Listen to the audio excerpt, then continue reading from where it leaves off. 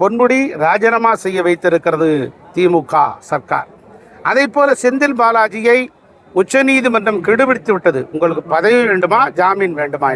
பயந்து போய் அடிபணிந்து ஜாமீன் ரத்து செய்து விடுவார்கள் என்பதற்காக ராஜினாமா செய்திருக்கிறார்.